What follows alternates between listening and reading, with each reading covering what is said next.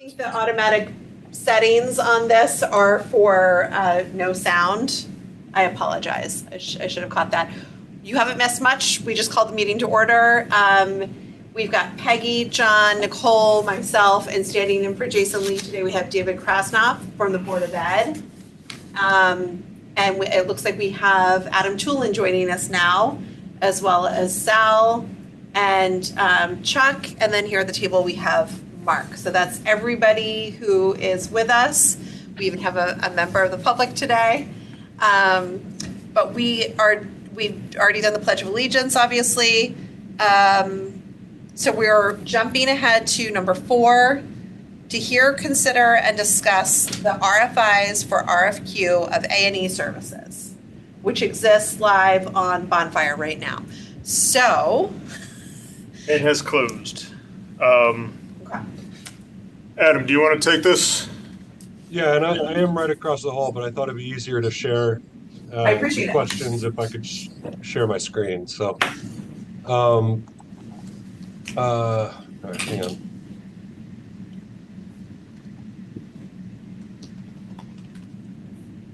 Oh, and hi, Jeff. I see you joined us as well. Hello, all. All right, so can you see my screen? Yes, now we can. All right. So most of the questions that came in were pretty easy. I was able to, just related to like documents and things like that. There were 3 questions that I just shared with Mark that I've not answered yet. I'm not sure if he had a chance in the last 8 minutes to look at them, but there are just a couple questions I thought were interesting. Do you want to see all of them? Just real quick. You don't have to go through every single one if it's pretty extensive, but yeah, a couple of highlights, ones that are like more than just like the basic information that they're requesting. Yeah, there were a few that were just about required forms. So, Okay.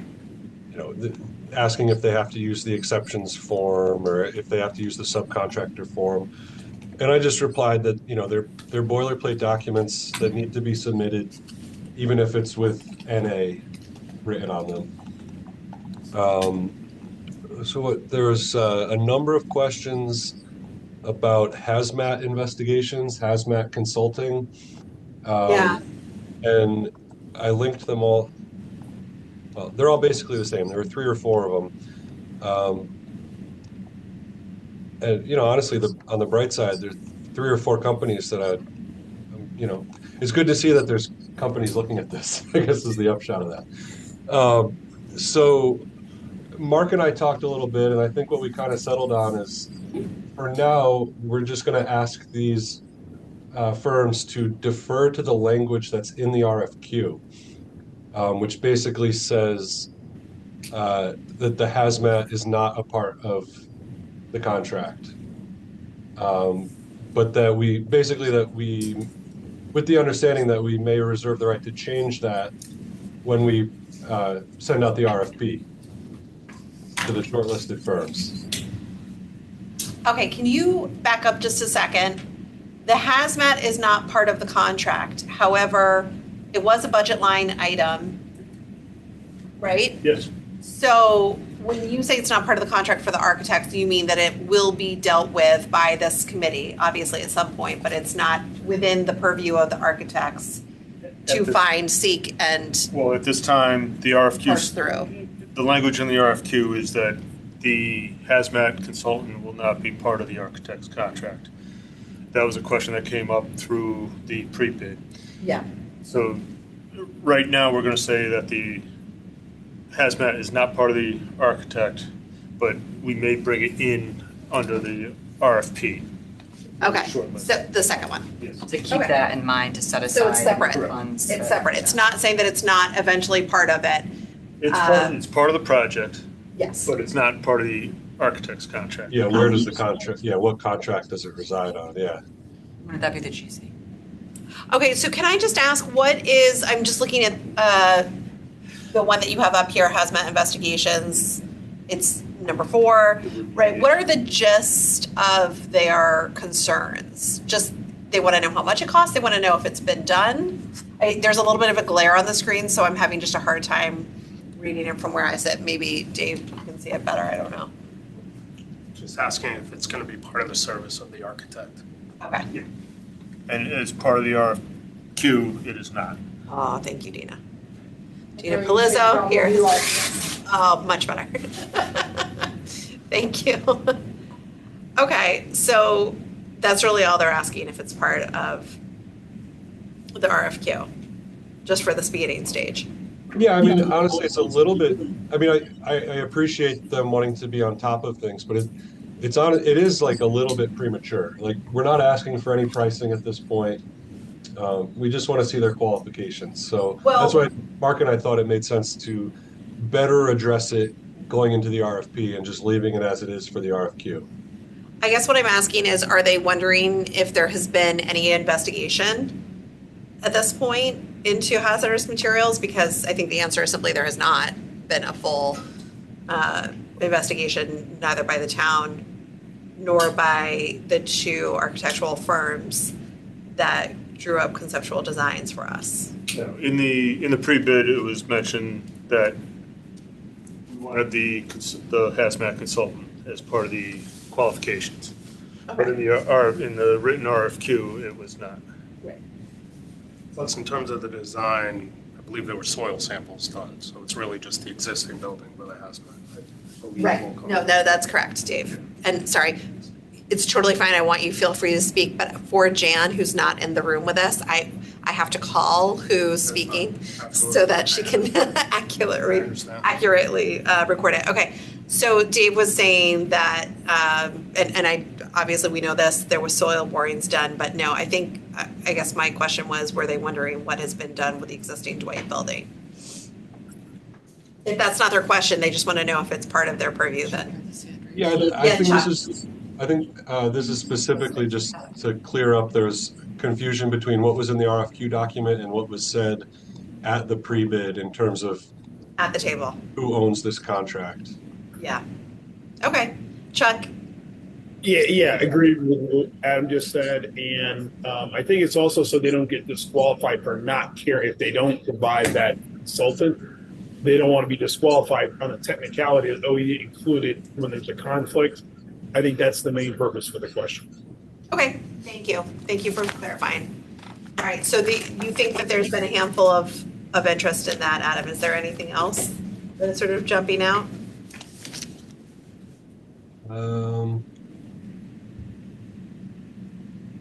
Yeah, the only other interesting ones are the ones that I haven't answered yet, that I provided Mark with right before the meeting.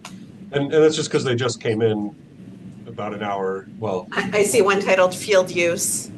Yeah, so that's an interesting question. Yeah. I don't know how. That is widely used by the community. Is there any available information? Sorry, Nicole, can you read that? Okay. Is there any available information relative to the groups, i.e. park, rec, community events, etc., and frequency of that you could point us to? Are the fields maintained by FPS or by the town? I mean, by the town. They have someone I know just from talking to Angelus actually about this once before, because, just in terms of doing our field day, and we did a lot of events up on the field, and we always had to ask permission. We had to know what we were allowed to use up there. Everything has to go through Parks and Rec, so it is maintained by the town. And Yes, Nicole. I know I'm still fairly new when it comes to like dealing with the playgrounds, but from what I've seen living here, That's ours. Dwight is like, it's not heavily used within the community. I've literally never pulled up there and seen more than 2 families during the entirety of the summer. Like, So I can say from being a family there for at least 5 years, Dave as well, that the only time we've ever seen it used are by Dwight itself. Yeah. Right, on a daily basis for just outdoor recess. And then there are occasionally practices. I know there's been a couple of Parks and Rec soccer teams, and So I think used it for a used it for a little bit. I'm just saying I don't think it's as widely used as, say, Sherman. I Because would it's not such a walkable It neighborhood, does- it doesn't get as much use. My kids have done a bunch of different sports. They have Yeah. never once, from field hockey to soccer to softball, all of which could have been used up there. Not once have any of my 3 children ever used Dwight as an actual playing field. I think it's more like a practice field, but I could be wrong. Can you ask why they want this information? Like, it's kind of like a weird Yeah, what does that have question to to do ask. with the RFQ? I agree. So, Chuck, do you mind if I just Go for If I it. just respond quickly? So it's funny you say that because I was just sort of pondering that same thought in my head. I was going to ask Mark and Chuck like what they thought the point of this question might be, but then I was thinking, well, it's not really. I don't know if it's really our place to question why they're asking a question. It's more just to provide the best answer we can. But I don't know, Chuck, what were you? Yeah, and I understand the question, and a lot of times we do get architects, they're kind of getting out over their skis on this one. Again, we're, like Adam said, we're asking for qualifications. It's a good question for whoever might be brought on board, but we have to remember the educational specification is the charge that the design team is responsible to designing to. Typically, these projects are schools first, then they're used for community afterwards, but that'll get vetted out during design. It's a valid question down the road. Yeah, like you said, why they ask it, they're just trying to get a little bit more information and educate themselves on it. But at this point, who maintains it is irrelevant to them. And I don't know, I honestly It don't know why. doesn't, I don't think it's relevant at all to the RFQ, but I Really? do think you need to answer it like responsibly if this is part of the process. I would just say, yes, the fields are maintained by Parks and Rec. However, this project takes precedent over the use. So in other words, I think the reason they're asking the question is they want to think ahead to, are they going to expect us to still have some Yeah, use yeah. of fields during the project? and I think the answer for that I is think no. the answer for that is no.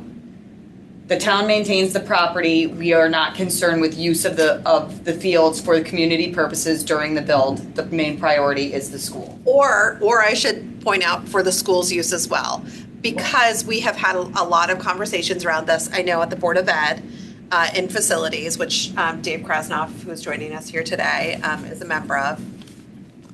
I believe, I don't want to speak for you, but I believe that the understanding was there is plenty of other space around the school itself, from the blacktop to the center area For recess. for recess.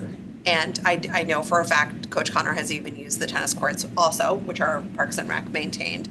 So I think the concern is not so much where are we going to put the kids and where is their outdoor space going to be during this time. I think the understanding is that they'll have to absorb, if they can't use the playground, they'll use the spaces around the building. Yes, Dina. I think for the purposes of the question, we answer the question and we don't anticipate what they're asking because they could be asking for a million different reasons. And if we start over answering the question or over assuming, we may create an issue that doesn't already exist. Is there any available information relative to group park and rec community events? Answer is no, and you don't need to worry about that. And the town maintains And the field. frequency use that you could point us to. There's no answer for that, or the fields are maintained by the town. You're right. Just answer each one. 1, 2, Yep. 3. Well, Just answer the question that they asked. Maintained and run by Park. the Okay, one one at a thing, time. I'm sorry. Go ahead, Dave. I just, again, don't know why they're asking it. And maybe their concern is they're thinking of putting the new school on the field, and maybe they have concerns because they've seen other plans that do not touch the fields. So I don't know if you want to clear that up, that, But again, like Chuck said, they're kind of jumping 2 steps ahead. Of course This they is just, of course they are. so for now, I'm with Dina, just answer the questions the way that they were asked. But is there a fear that they won't bid on it because they think they can't put it on the field? They Sure. can only put it, somewhere else. So They should have asked the question differently. So maybe they should, right. The question is worded strangely. You can answer it as directly as, no, it is not, frequency of that use. Us too. It's worded very awkwardly. Oh, good, you're answering in real time. Thanks, Adam. Yeah, and the second part, I was just gonna say, it's maintained by the town, not by FPS. But in terms of, and I don't know if this is over-explaining, in terms of the project, we have full access to every part around Dwight, right? To you, like, there's 29 acres. The only part that we cannot mess with are the brand new refurbished tennis and pickleball courts. I think we, and that's also Park and Rec owned. I'm not trying to laugh. I'm just saying a lot of time and money into that. Yes. Well, what, if they, because we're telling them that it's managed by Park and Rec, like, if they have additional questions, they can reach out They to can go to Parks and Rec. Exactly. That's why I'm thinking, we just answer the question that they asked, because Okay. I'd be afraid of going down a rabbit hole and potentially creating. I think that they're just asking this for what I said. I think that they're going to be concerned that people like Park and Rec are going to come after them after everything is done, after the fact of the design. So they're trying to put it forefront, but it's two steps too ahead. Parks and Rec. And that may be correct, but Yeah, because you have that one dad, I know someone's concerned about the size of the gym because he wants to make sure adult men can have basketball games there. Like, I think that's the kind of stuff, but that's, again, 2 or 3 steps down the road. yeah, and I don't want to try and get into their heads and assume what they're, I think that's. All right. I think the consensus of the group is that you've answered it more than adequately. Thanks, Adam. With the next one, I just see down from there, I don't know if you want to open it, but the grant application. If you want to read it. Oh, Could you please clarify if the grant application has been submitted to OGA for this project? A, is this work, if this is work has been completed, could you please provide the grant submission materials via addendum? Include cost estimates, phase 1, ESA, etc. If the work has not yet been completed, do you anticipate that the selected firm will participate in finalizing this work? so Sal, this is kind of a question for you to answer if you're Yeah, I'm here. available, because I think this kind of goes back to what we were talking about at the end of the last meeting in open comment, just a little refresher. It was something that Angelus had brought up back in October and again in November about bringing in State Representative Jennifer Leeper to talk about special legislation to kind of get this in front of the boards. So I believe OGA is part of that. Could you maybe just kind of catch us up to date on where we are? Well, they lined it, the correct answer is B in this question. It is not yet complete, and we anticipate that the selected firm would participate in finalizing. Would finalize it. So it's not on FPS to do that. No, well, I'm the agent that does it. I started it. It's one of those questions I can't answer yes or no on each one, but the correct part of that is part B.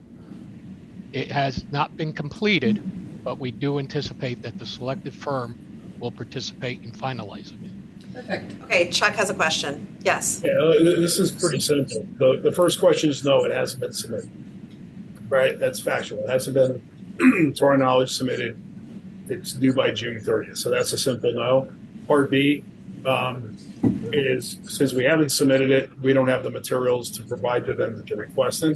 Again, it's good they're wanting to get more information on the project. They want to educate themselves on that. However, it hasn't been submitted. So I think part A is we haven't submitted it. So we don't have the fully compiled documents. The grant application. I understand that we don't have the documents. I sort of understand how we would put this on the architect to complete. But Sal, maybe I'm misunderstanding this. By the way.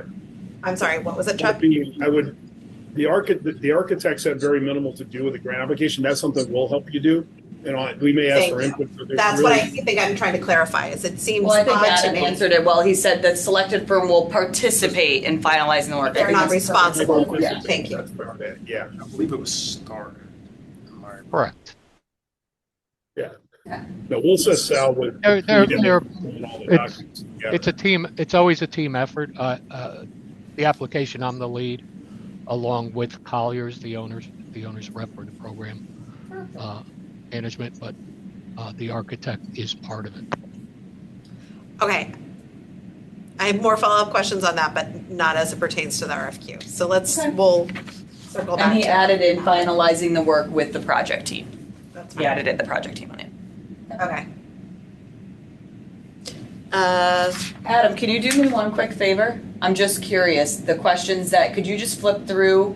I want to see how many of these are Tecton architects asking the questions. So far, it's just the two.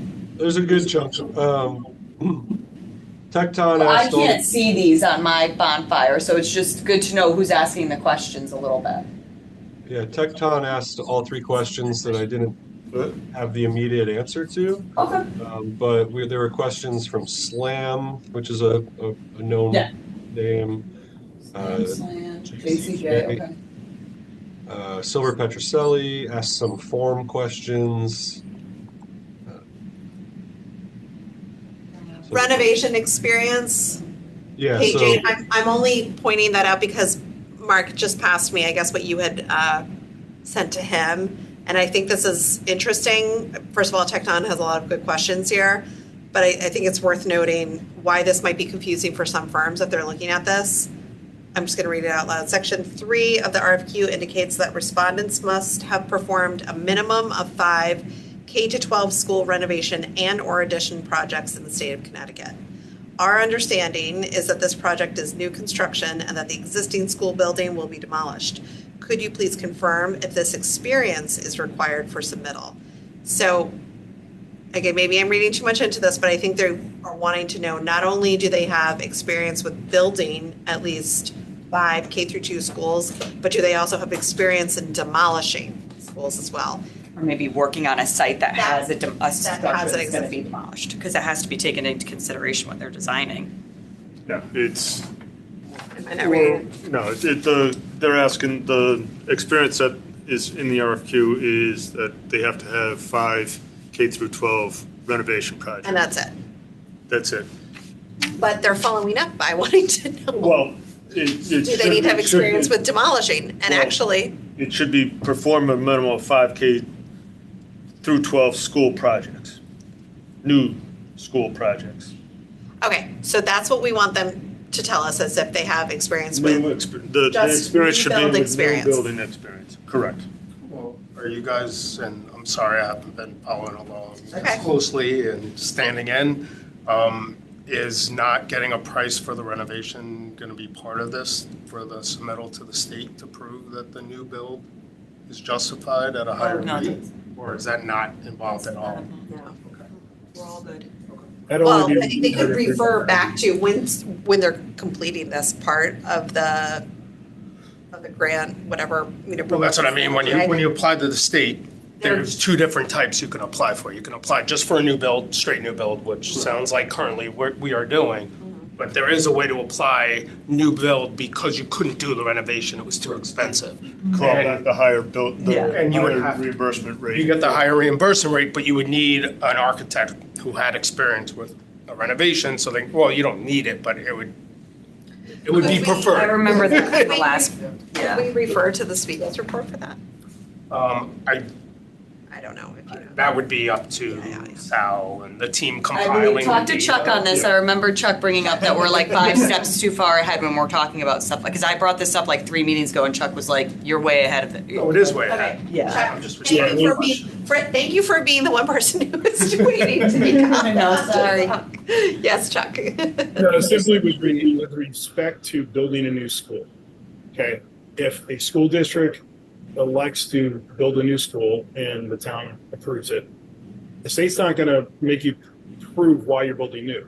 If you're doing renovate like new, there is a process. They have to do a renovation status analysis that proves that renovating is less than building new and a lot of other criteria. It doesn't apply to the new construction. So just wanted to clarify that, you know, all the backup, the Board of Ed has approved the ed spec, you're building new. There is no other criteria like in a renovation type project. Okay. Yes, Dina. I'm just asking because I remember having this conversation at our last meeting where Chuck was talking about we had somebody who had asked whether or not, and we had voted as a group, that they were an out-of-state group that wanted to participate. And if they're out of state and we said yes, they may not have 5 in-state projects. That's true. I think that company had no in-state projects, right, Chuck? That is correct, and that's why we, I think that might be, there should be a question here, Adam. I'm not sure if there's a question to that effect of the experience at all. I haven't seen all the questions. They were directed to submit it as question. Oh. They haven't, then that's their, well, they're not doing so. So my question in all of this is, we now have somebody asking us about 5 in-state projects. Sal's trying to, along with Collier's, trying to put together the bond, the reimbursement from the state. I would hate to have this group come in, put together a beautiful proposal for us, and now all of a sudden we're saying, yeah, we really appreciate all your time, energy, and effort, but you're disqualified because you don't have 5 projects. I think we need to be clear about that before they. I don't know. I don't think you can reword things at this point since it's closed, but I think maybe you could, in the answer, you could say it's preferred and almost let that sort of be because everyone's going to see the questions and the answers, right? These are all public for everyone to view. So maybe the building of 5 in-state K through 12 schools is preferred, is the answer, not that it's required. Okay. I was going to ask actually if that's a little bit different than how I was phrasing it in my head, but I think it's the same idea I was thinking. So, yeah. So you're saying Respondents are preferred to have performed. Not must have performed.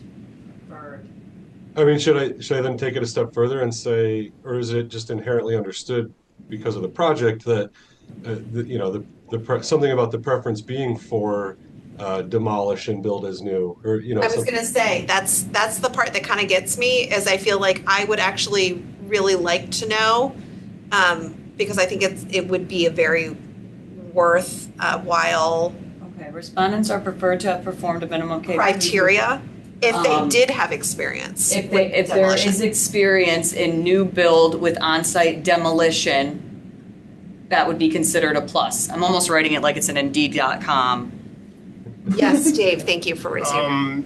Sal, Chuck, Mark, how does the state look at, if you have a non-state person coming in, is that going to affect the process in any way, shape, or form? No. So you weren't here last week. I brought it up to the table, and we all kind of discussed about whether or not we would even consider an out-of-state firm.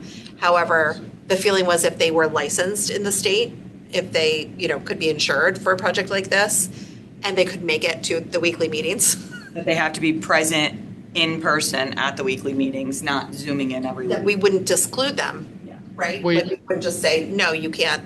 You can't apply. We'd welcome it, but they have to be able to meet all the requirements that everybody else. I actually believe back in the day, to answer Dave's question, I believe back in the day when the high school projects were done 25 years ago, Perkins Eastman did not have their Stanford office at that time, and were working from Westchester County. So, the answer is yes, you could have an out-of-state firm be the entity. They can easily, I shouldn't say easily, you could set up a satellite office and have the proper team local to a large project, especially one of this magnitude. So, I mean, personally, I think it's great that out-of-state firms are considering this. I mean, it is significant. it has to be reasonable. It has to be reasonable. The other thing is with just my 2 cents on this question, I understand what they're going at. And I agree with the statement that, the statement is must have performed a minimum 5 K through 12 projects, and that experience with demolition of an existing school building is preferred, but not required, or something on that order. So, okay, so Sal, you're saying something a little bit different than how, and I know I'm sure.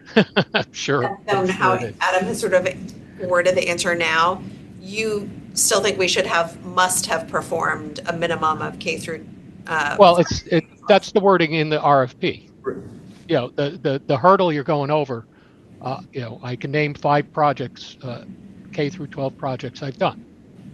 yeah, I can't name one where I demolished the existing building afterwards.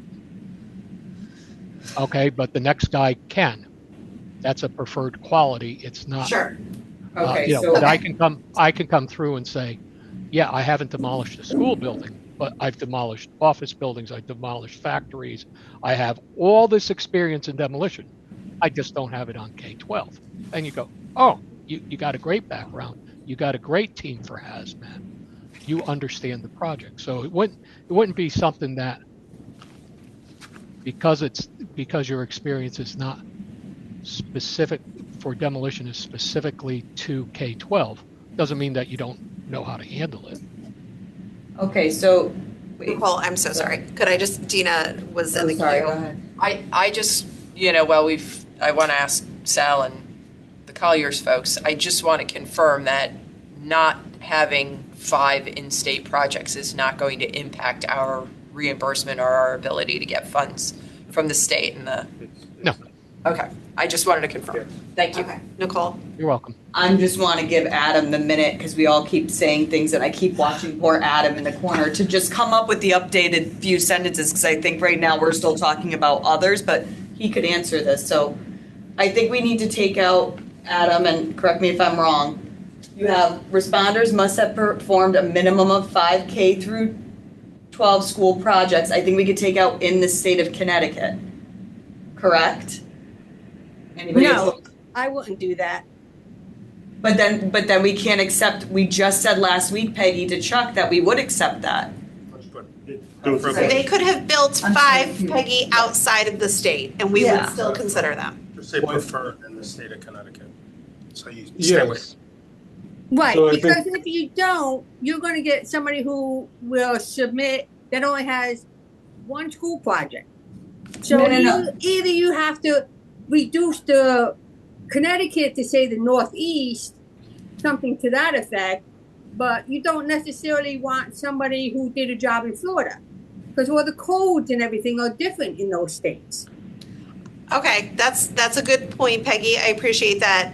I think what the wording that we're trying to get at though is that we don't want to exclude people who have extensive experience, meaning they meet the minimum requirement of 5. They've built 5 K through 12 schools, Yeah. period. Where they've built it is not necessarily the criteria that we are going for. It's, do they have the experience of building 5? Preferred in the state of Connecticut. I Yeah. agree with that. But we could do that during our shortlisting process. Okay. Sal, yes, you had your hand up? Just, and here again, I'm just for over answering, the thought of over answering. The question is from one specific architect for a clarification that they want.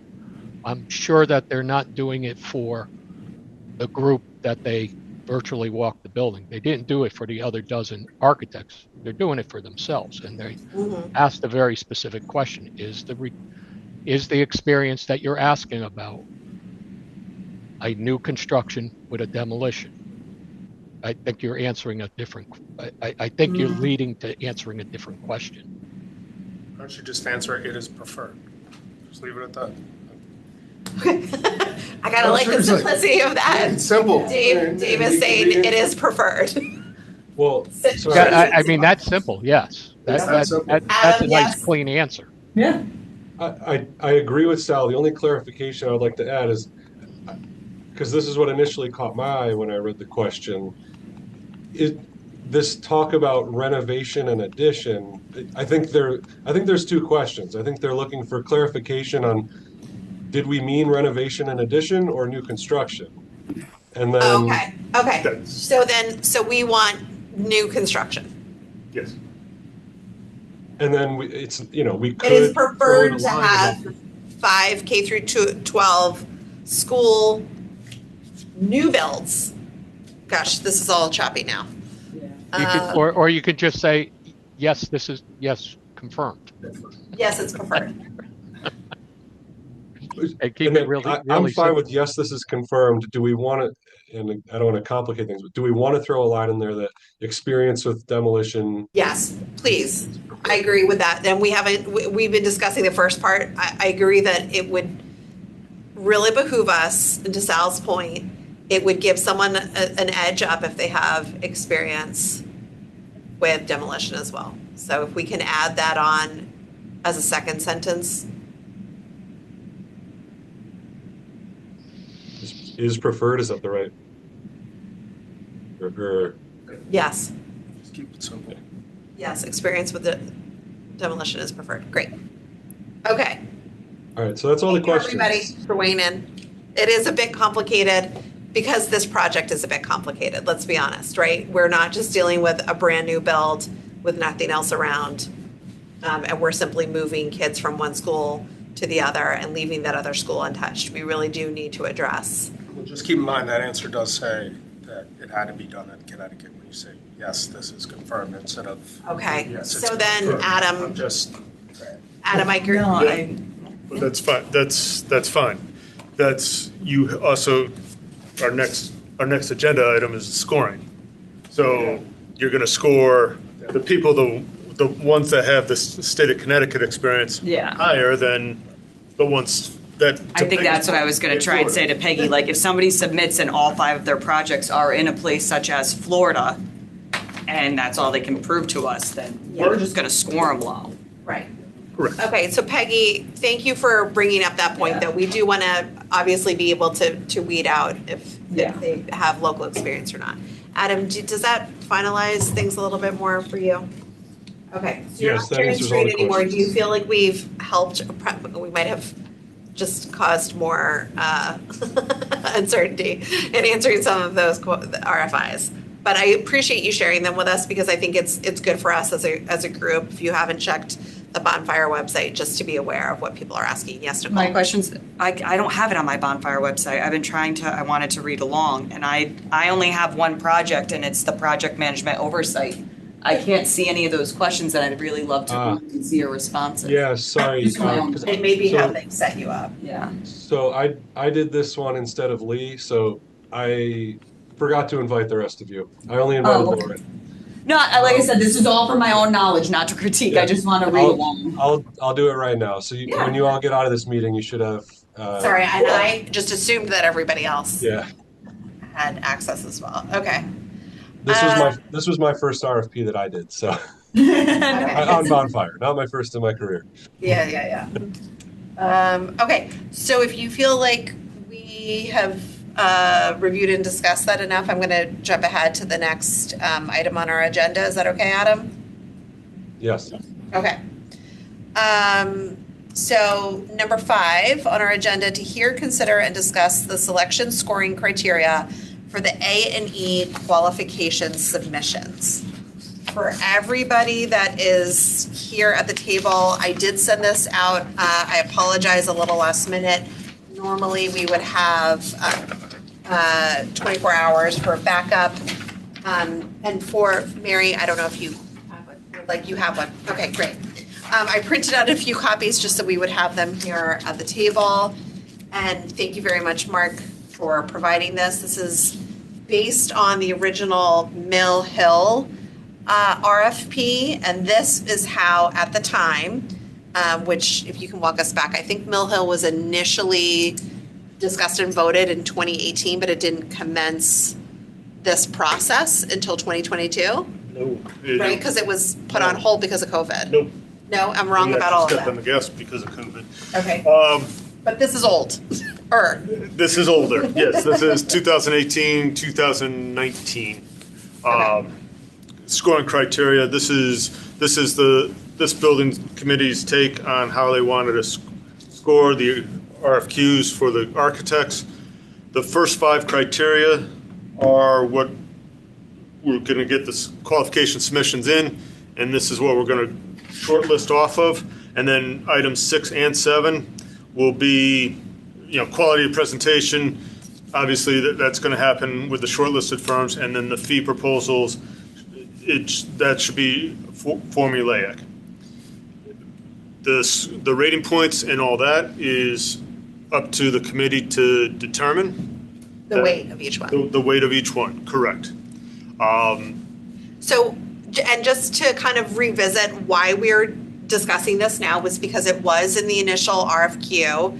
And as I was reading it, I, along with I think consensus of the group, was that we don't need to necessarily have these firms that are just in the initial RFQ process see how we're weighting their responses to the criteria as it is. And also, it kind of jumped out at me that maybe we would want to revisit this since it was based off of the Mill Hill one. So that's why we're discussing it today. And Mark actually sent a really helpful email to Nicole and I, kind of high-level overview of each one. And I would love for you, I'm going to let you kind of, because Mark helped explain why each of these matter and maybe what we want. This is not a voting item, by the way, but not today, but we could vote on this next week if we'd like to change the weights. Maybe we're totally comfortable with it. Maybe we're fine. We pulled it off the RFQ because I didn't think that it needed to be there, at least this last column, the ratio and, rating points. It looks like ratio, how it was. But I also wanted to bring it back to the table for us to discuss because maybe we do feel that it needs to be reconfigured a little bit and the rating system needs to be reviewed. So if we do feel that way, I'd like us to just go through each one, either way, and then we can decide whether we keep it as is or we adjust. Yep. Okay. And this is, the points should be in place before we get the submissions. That way, everybody's hitting the ground running as far as how we're going to score these, and as long as we're consistent across the board.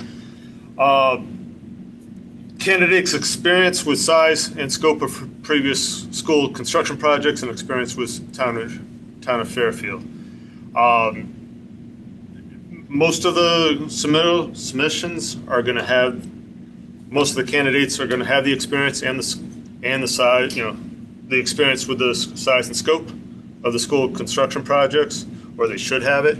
The big differentiator here is going to be with the town of Fairfield. Now, in the last, since we've been on board. Do they have that experience, but with Fairfield? Right. Yes. Or is it someone else? Most of the firms on the pre-bid were Connecticut firms that have worked for other municipalities, so they have town experience or city experience. Most of them will have the size, the experience with the size and scope. So it's going to come down to how they present it. The big thing here is the town of Fairfield experience. There has been, in Collier's experience, we started with Riverfield. It was Ken Borison did Riverfield in Holland Hill, and then we had Silver Petroselli do Mill Hill. We've got BL on the HVAC projects. So going back before your time with us. Yes. And I don't, because I've only been a resident for 5 years. It feels like much longer. Do you know who the architects were for Burr and for McKinley? Does anybody know? Anybody? Yes. No. Yes. So the architect for Burr was SOM, Skidmore, Owens, Merrill, with Altieri, Weber. I'm trying to think of the last name. Tibor. Yes, as the mechanical, the MEP engineer. On McKinley, it was Taisu Kim Architects. They also did the work at Tomlinson and That was an addition, right? I'm sorry? Tomlinson was an addition, correct? Tomlinson was an addition. They did that project in the early 2000s, and then they also did Fairfield Woods expansion in 2010. Okay. Thank you, Sal. You're welcome. And Peggy. Okay, Mark. Yep. I just wanted for us all to kind of collectively as a group know what the history is here. So then the next criteria is DAS, Offices, Grants Administration experience, and knowledge of OGA. This one is, again, all Connecticut firms, they all should have experience with OGA. We're looking, the differentiator here is going to be current experience. OGA is constantly changing their rules. Any, 4 to 5 years outside, within the last 4 to 5 years, they're basically current. We want current experience with OGA. 8 years ago is a different OGA. Yeah. They were probably 4 acronyms ago for them. So. Okay, Nicole has a question. Does that OGA, since it was brought up about people coming in from out of state, are OGAs always different per state, or does that kind of follow like a federal guideline? Nope, that is different per state. Different per state, okay. Yep. So, it's RIDE in Rhode Island, it's, yes, thank you. Well, no, I'm not worried about like what they call themselves. I'm wondering, like, you have, Different set of rules per state. that's what I'm wondering, okay. So are they up to date with Connecticut. Connecticut, and do they have experience within the last 5 years? Okay, so that's number 2. And then this one, I assume that I would bump the numbers, but that's my opinion on it. For number 2? No, for number 3. The candidates demonstrated understanding of the project requirements and project approach. I agree. This is the only criteria that's really project specific. And you guys are looking for a new building on that site in itself. This is where I'd probably bump the numbers. This is project specific. This is a project specific criteria. Yes, Nicole. Dina had it. Dina? I was gonna, in looking at the first 3, I think number 3 should probably be the 20-point issue, and number 1 should probably be the 10-point. So my question was gonna be, jumping ahead, unfortunately, sorry. And maybe you could explain, you kind of explained it in what you said to us, but I'm still questioning. Number 4 and number 2 seem slightly redundant. Well, let's go one at a time. Okay, see, that's why I'm asking, because I don't know, yeah. Let's go one at a time. So I'm in agreement with Mark and Dina. I do think that 3 should be. 3 should be greater number, and maybe it does need to flop with 1. However, knowing that they've had experience within the town of Fairfield is important. So maybe we just bump that down a little bit, because we may want to shift some of the other. There might be more ahead that we want to shift, yeah. Like down. Right. But okay, so maybe I've got a question mark by 1. Do we really want to absolutely have that at 20? That seems very high to me. And then 3 should definitely be considered more. But let's just hold on how much we want to raise each one once we get through each of them, and then we can kind of shuffle. Then number 4 is the experience with and knowledge of federal, state, and municipal processes. Federal and state, we're talking DEP and some of the other regulatory commissions. Number 2 is specific to OGA and their processes. But I think it was back in the interview, where the first time we were looking at the RFQ, there was a question on this one, and I think you said, well, everybody should. Yes, yes. But if they don't, that's when you start knocking them down. The municipal, there may be some firms, there might maybe 1 or 2 firms that have big federal or state experience, but do not have the municipality, that you might want to look at them differently.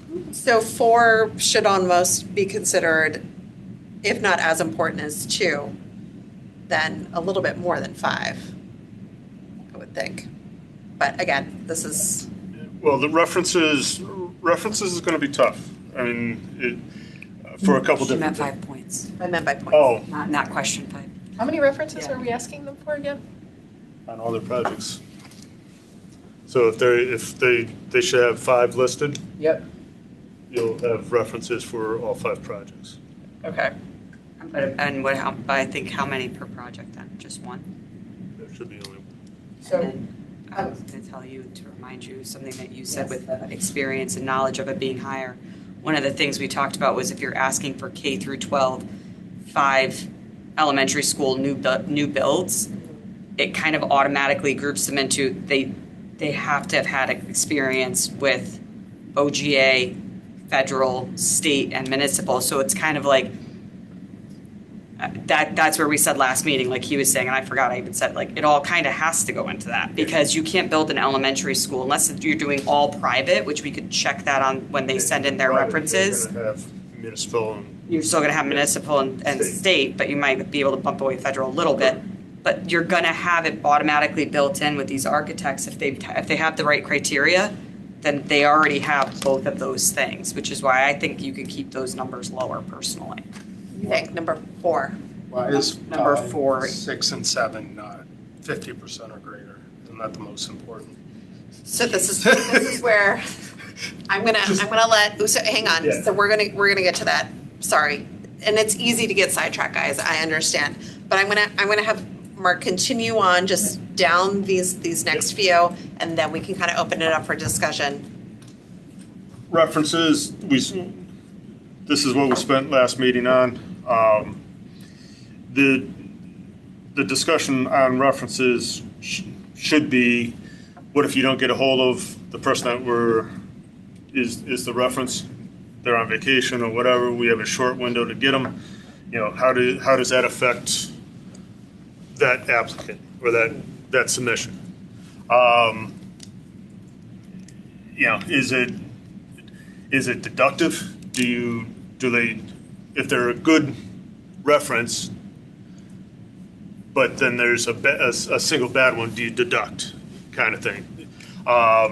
Some people give better references than others, but as long as they don't have anything negative to say, you come, you know, if they not overwhelming, great, you know, all this, but they're a good reference, do you knock them down because somebody else that's a great reference?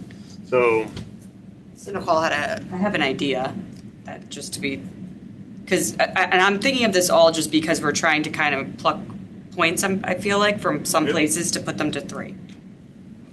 We're getting 5 references at minimum, right?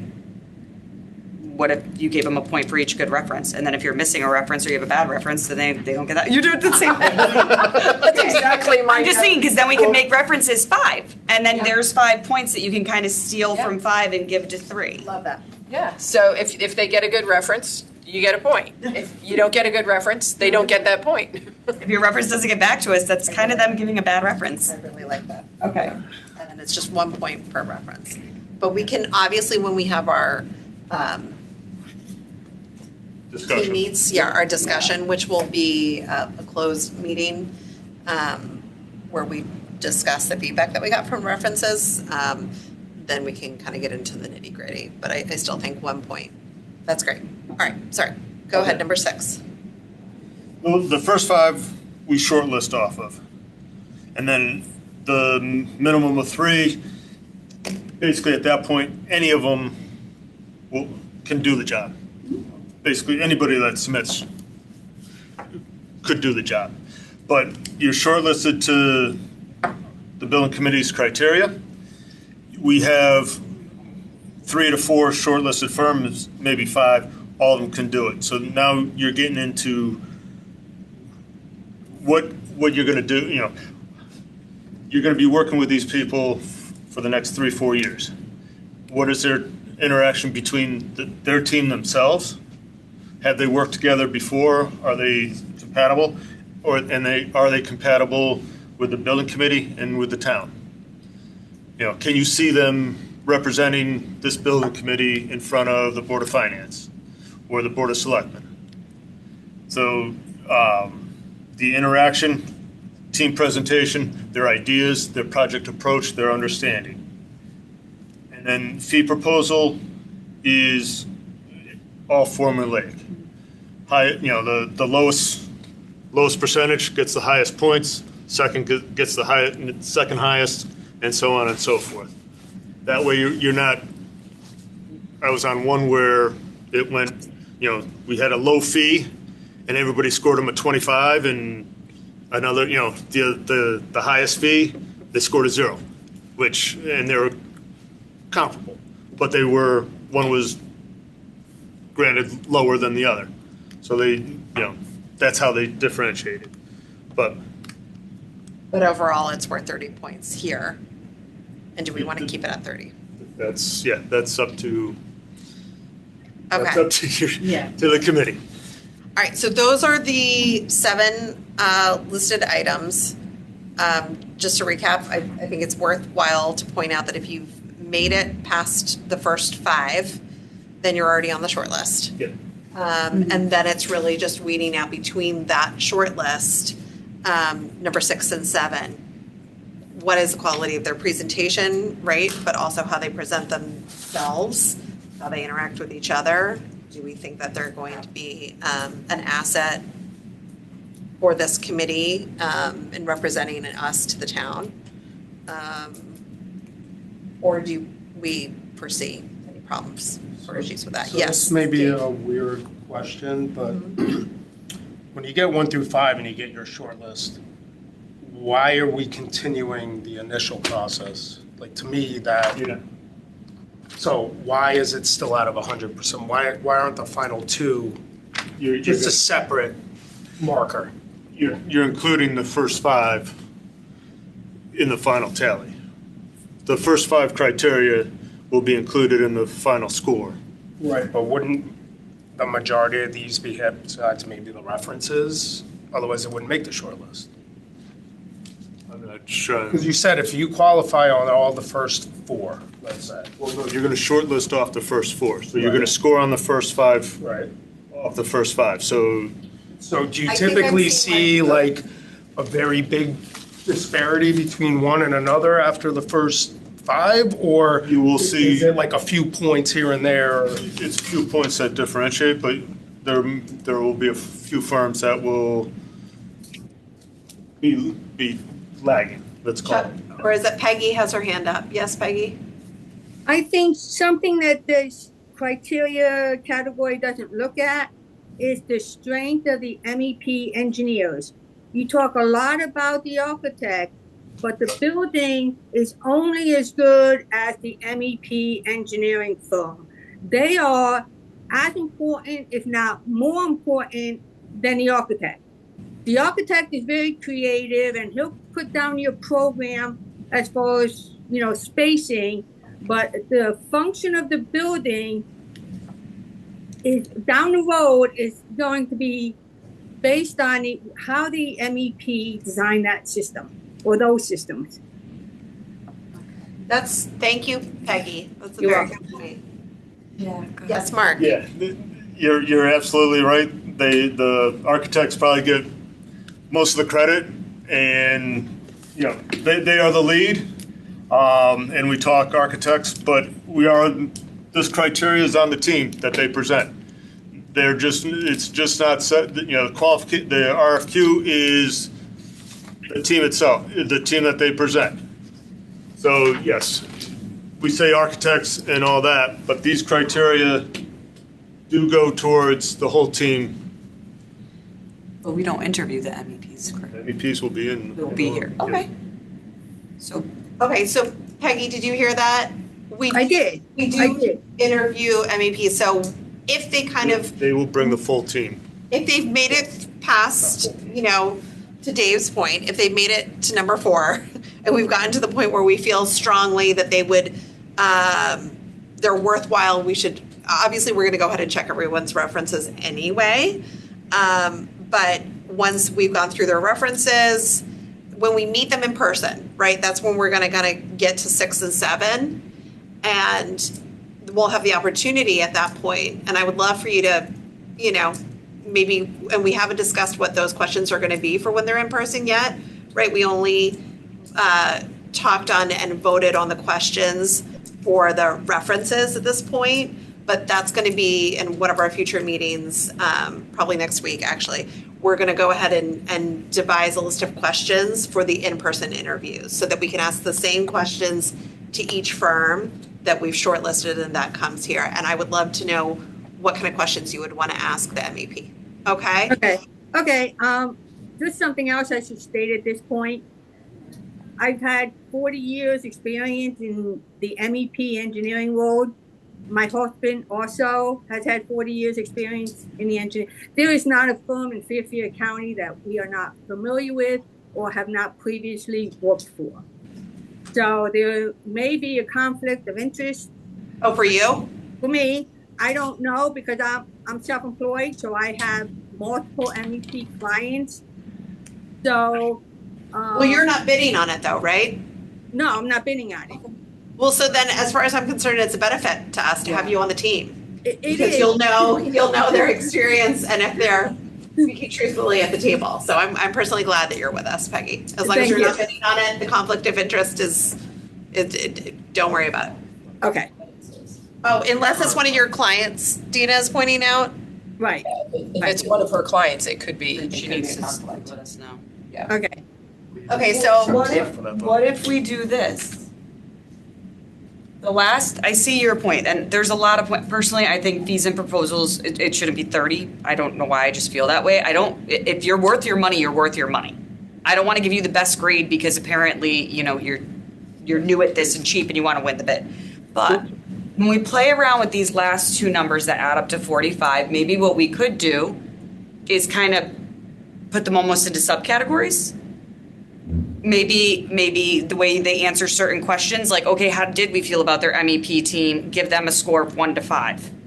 How do we feel about the architects on it? Give them a score of 1 to 5. Like something like that, just to start spitfiring, but not those exact things. Just because it's 15 points doesn't mean we all get the willy. This is where I'm going to open it up to everybody on the board and to our advisors here to kind of weigh in on what you feel about the rating points here. I know that I felt like they needed to be revisited for a reason. And I'm with you, Nicole. I think that 30 is really high. I'm not going to go and by each one, but I'd like to hear what everybody else. You want to go first? Mine's pretty simple. All right, Dave.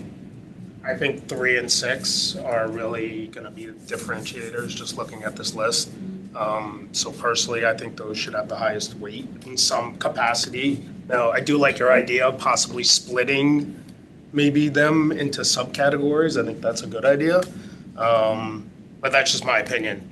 Looking at the rest, you're either going to qualify for the points or not. The other ones are really going to be more, do you understand the project? How was the presentation? Do you like the team? That's what you're here deciding. The rest they can show you on paper.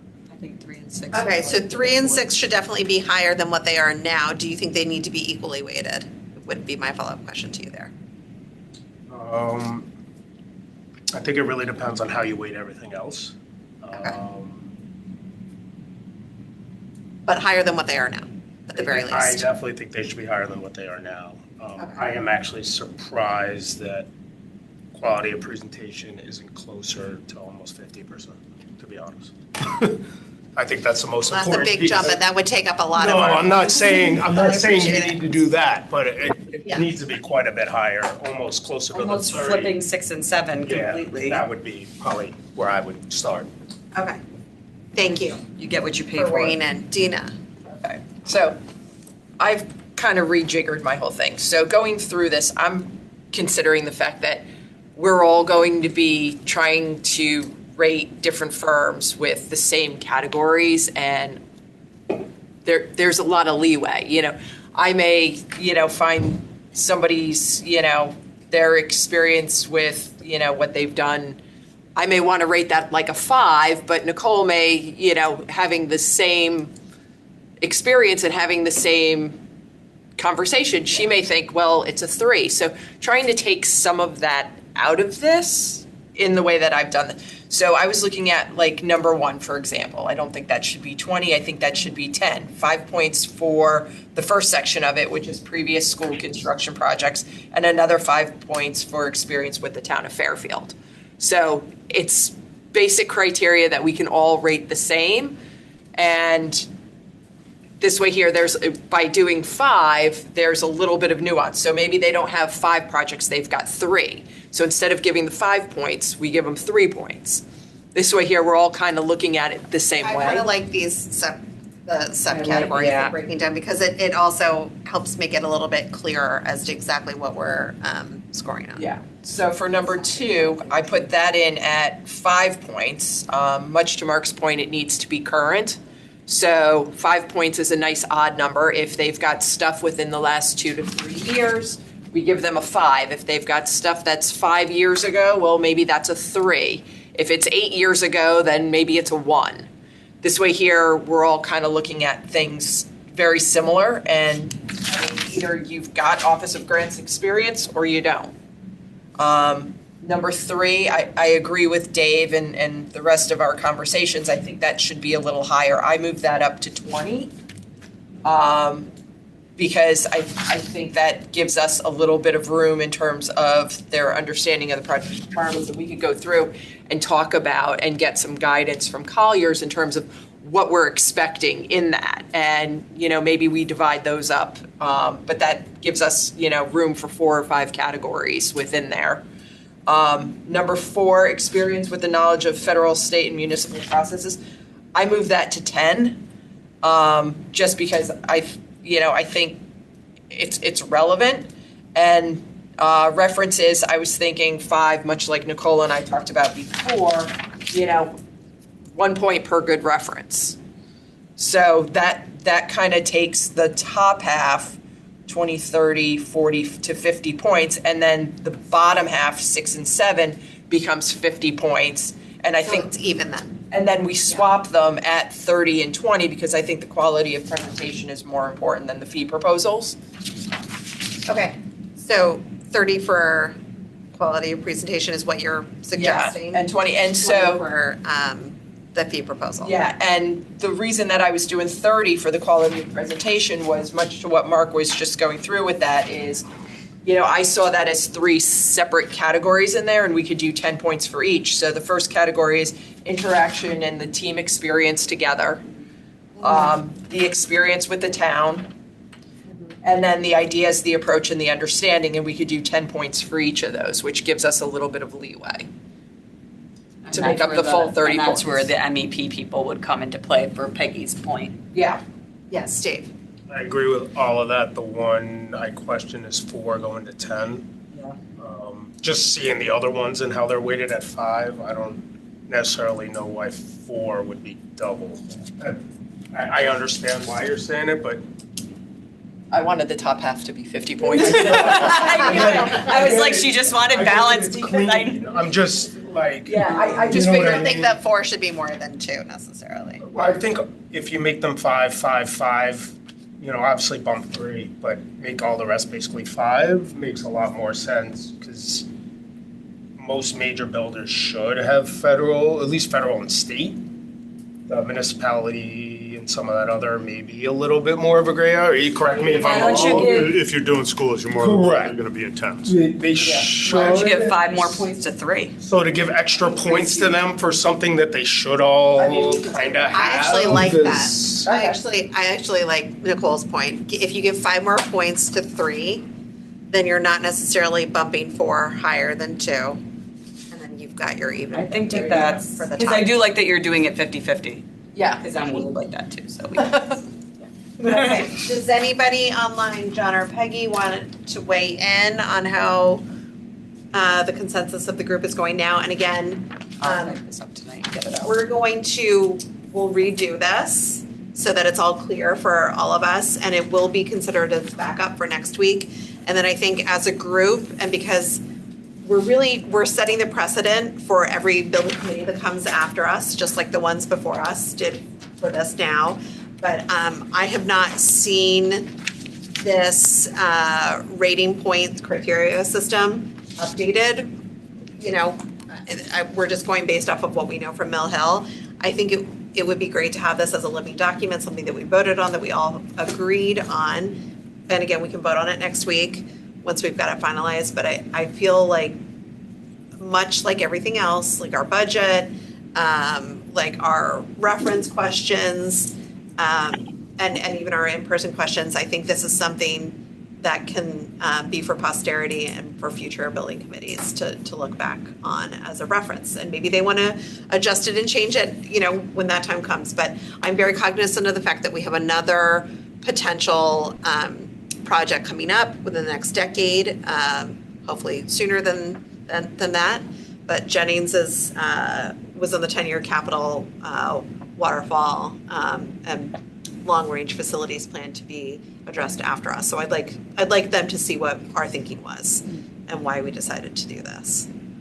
Okay, my comment Yeah. would be, I like that 6 should be 30. And To be 30. 7 should be 20. Yep. I think the 50% for presentation and the fee is correct.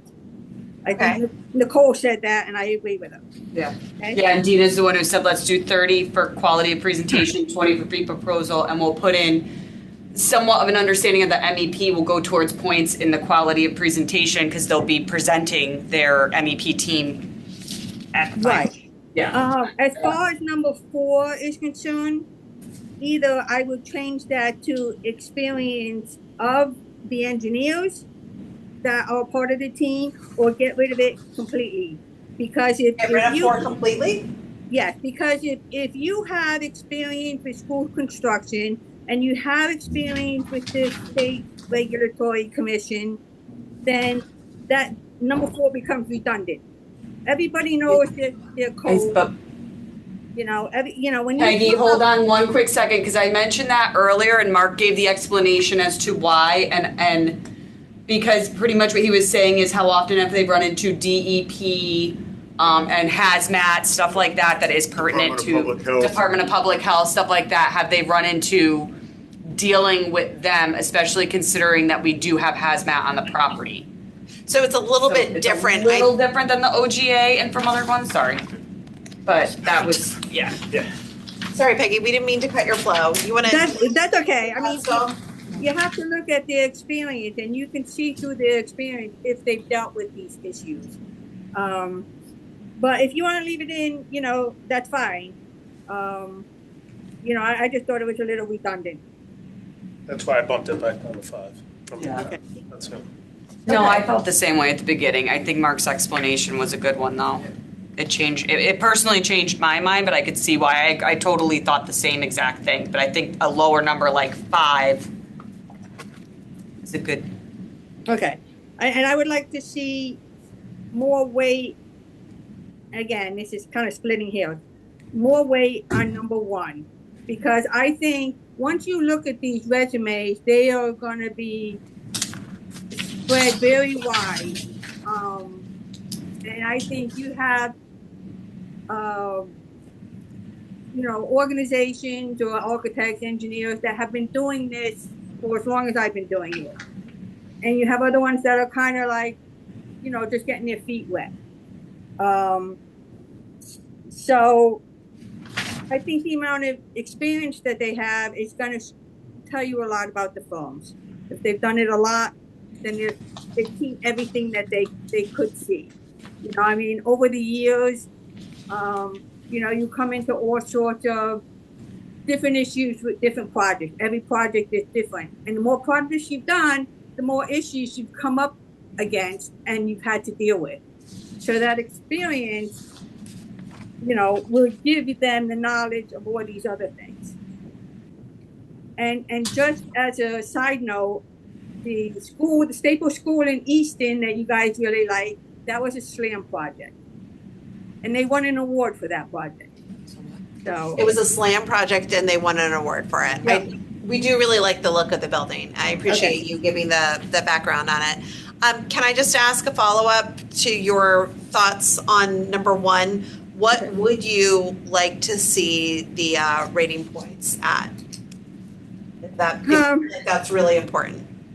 Well, depending on, again, how you massage or the other things, it should be at least a 25, if not a 30. And here, I'll tell you another story. Years ago, when I was on the Helen Keller Building Committee, when they did their presentations, one group came in and they were all no offense, middle-aged white guys. Typical, okay? They had one woman in their group, and she was the one who worked the projector. Now, I am used to that because I've been doing this a long time, but there were women on the committee, the building committee, that were appalled by the fact that they only had one woman in the group and she was only there to work the projector. So when it comes to presentations, things like that can really skew your opinion. So, like I said, to me, it didn't bother me, but So that's something you have to kind of think about, you know. So you're saying that the quality of presentation being at like 30 points, as we kind of discussed, Right. you feel is maybe too much, whereas we should maybe put more emphasis on the candidate's experience, just in general. Well, I think they should be equal. Oh. Okay.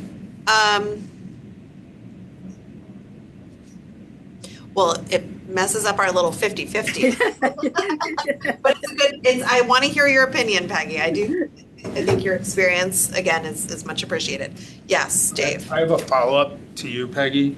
Do you not feel that number 3 might also capture some of that experience piece? It does. I think number 3 is important. You know, that has a lot of weight too. I mean, it's hard to say. Like I said, it's 5 points, 10 points, you know, but they do have to understand the project. And again, everything goes back to number 1. The reason I ask that is because I agree with you. Experience is extremely important.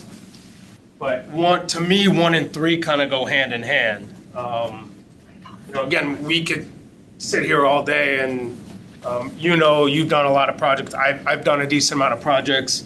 It could be a firm that has a vast amount of experience, but the person or the team does not. I personally feel I get more out of when they demonstrate to me, they understand the project, the scope, and the approach, and then present it to me, because I can really get a feel whether that team has the experience or it's just their name that has the experience, for lack of a better term. And that was the only reason I was okay lowering 1, because I do agree with you. Experience is extremely important. Right. I think number 3 will come more to the surface during the presentation. I think when they get up there and they start presenting themselves, especially, you know, with the guys that we have, you know, managing our project, they can spot when somebody doesn't know what they're talking about. But the presentations aren't until we get At to the presentation. You would know if a guy is, you know, BSing you. So Dave and Dina are sort of, you know, pointing out, and we all hear what you're saying, and actually, you know, very valid points all. But once we've gotten to, I'm not saying it has to be this, but once we've gotten past, you know, the 50 points for questions 1 through, well, 5 really, including the references, then you're going to be able to weed out sort of the cream of the crop with 6 and 7. So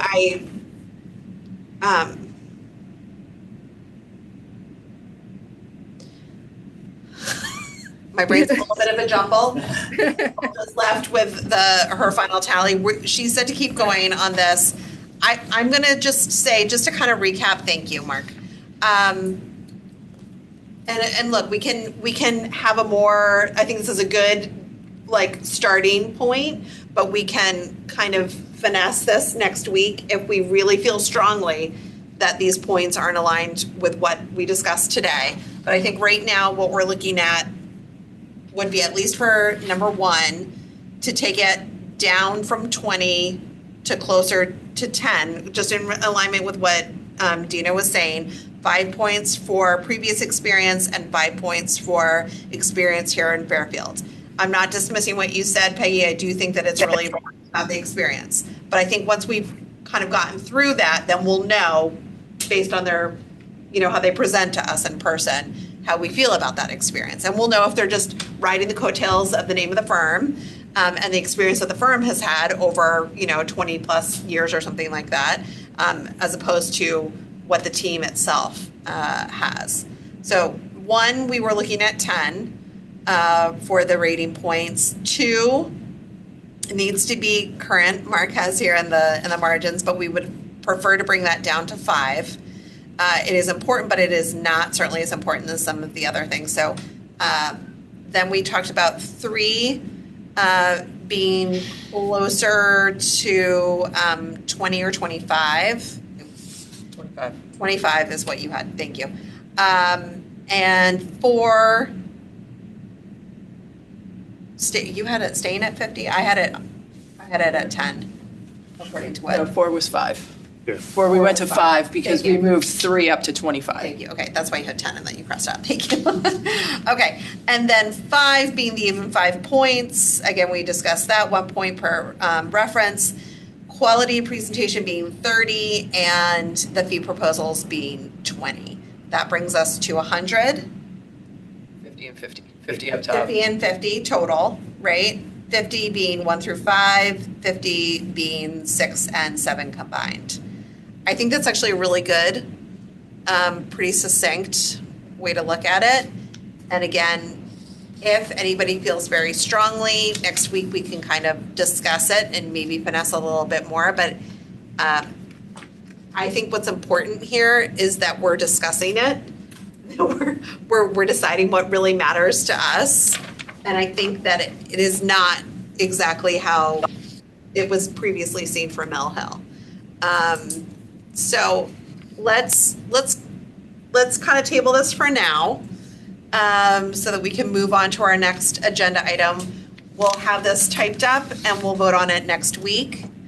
But I would love to hear at this point, if that's okay with everybody, number 6, an update on the RFQ status. I think we've kind of discussed the RFIs, but is there anything else? Well, Do we know, and you had mentioned this in the email to Nicole and I, but do you know how many, could we hear how many firms it looks like are potentially bidding? we're anticipating over 10 firms should be submitting. We had Teams meeting and we had 3 pages and there was only six either from Colliers or from the town. So there was good spread on it. So we're anticipating, I counted 7 or 8 myself, and there were other firms on there that I didn't get to. So RFIs are closed today. Mm-hmm. Answers are up on the website. I think we had till Thursday to do that, but those should be closed. Final submission, the qualifications will be submitted on the 29th before 2, and that's on Bonfire. And then Lauren will send out to each committee member the number of the firms that to call for references. So we're kind of jumping ahead to 7 here. Yep, It's sorry. okay. I just want to, just a general update. So we think, at least 10 firms that are potentially bidding. That's great. We were hoping for at least 10. And then just to go ahead for number 7, I want us all to be aware that this is a very important next phase. If we do not put the time and effort into selecting the proper, architectural and engineering firm, then the rest of the project will be really difficult for us to get through. So I'd like to make sure that we're all in agreement here and understanding that everybody needs to, and Adam, thank you very much for doing this. We're all gonna have access to the RFQ on Bonfire. And I'd love for everybody to go ahead and just take a look. There's nothing you have to act on right now, but I just want to be sure that you have your Bonfire account, that you've set up, they're able to see the RFQ as is. And then jumping ahead to number 7, I'm going to have Mark do this, but the review of the timeline for the architect and engineering RFQ.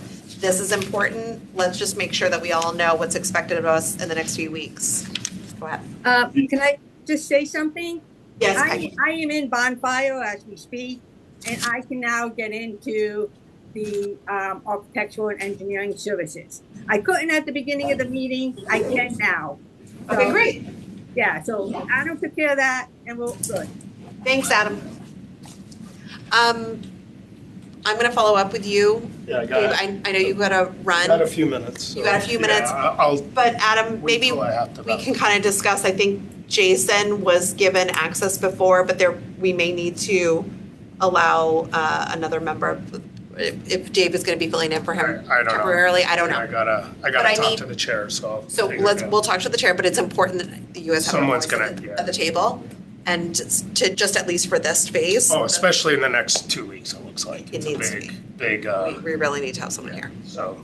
Okay, so just so you know the timeline, I because wrote this, it all down. you wrote it all down. Or at least till the 10th. Okay, go ahead, Mark, sorry. The The qualification submissions are due next Thursday, the 29th, before 2 p.m. Lauren will send out to each committee member the 2 or 3 firms for contact of references. Anticipating a special meeting on the 2nd of February to review the architect's references and team's references. Again, we're not gonna do that in person because we don't want to drag people here 2 days in a row. But the idea is that we would do this in Zoom or in team meets. And it would be closed, so this is not gonna be open to the public, so that we can Well, review it'll be the, an executive session where yeah, thank you. it'll be open, then it'll be, Just food for thought. Uh-huh. Usually, we're asked not to do Zoom executive sessions because people can. Oh, because people can jump in. And people can record them. Ah. Just food for thought. So what we did, just so you're aware for the PMO, when we reviewed their references as well, when we turned everything off. No, I get that. And I'm not saying anyone that comes to your Zoom meeting would do that. I'm not saying that at all. It's just across the board, it's been said, your phone can record, you can click record on Zoom. So teammate, you could do that with. You can do it with almost anything. Well, you can do that in person, yeah. Just food for thought. okay, so. You can, I'm just. So either way, so for the 2nd, we will plan on meeting virtually Yeah. in some capacity, and it will be an executive session. But it's important that everybody comes with their feedback from the references for that meeting. Okay. Then the 3rd, we have a regular meeting. The 10th, we have a regular meeting and we'll finalize the shortlisted firms. We're still meeting the schedule is every Tuesday, but then the 3rd of March, we'll do the in-person interviews. And we kind of discussed it, nothing is official yet, right, Jeff? But we discussed maybe filling one of those meetings with a site visit to see the ICF construction. So that's just in future, and maybe would help us kind of get through the lag period between the 10th and the 3rd. But the 3rd is really the most important. So on March 3rd, we will be in person. This is when we're going to be interviewing live the shortlisted A&E firms. And we are not actually going to be in the first floor conference room. It is already booked for a budget meeting that day, all day for Board of Selectmen, I believe, or Board of Finance could be combined. Have a location yet? So it's upstairs. There's a second floor conference room, which is also outfitted with Zoom. So we're just gonna move upstairs and we'll do those live in person. But if everybody can just please make sure to have that date circled. Okay, Mark, thank you. So the time that we have it booked right now is like a solid 9 to 5, but I'm hoping we'll know exactly how many our short list is, and are we doing 3 interviews, or are we doing like 4 or 5, right? Time to be determined. Time to be determined, but we booked the space for the full day for now. Okay. And we will have a period of a break for lunch, just so everybody is aware. Okay. So I'm gonna jump ahead to number 8, open board discussion. Is there any items that we have not discussed that someone would like to bring up at this point? Nope. Okay, our member of public is no longer here with us in person, but if there's anybody else online who would like to comment, now would be the time for our public comment. Okay. With that, Motion to adjourn. motion to adjourn. It is, the time is 3:32. Thank you, everybody, for joining us. If I could, I've got Dina motioned. Peggy, can I get a second? Second, yep. Second for Peggy. All those in favor? Aye. Aye. Hi. Any opposed? No, and abstentions. Thank you again, everyone. We will be seeing you all next week on the 27th. We will have hopefully another short meeting.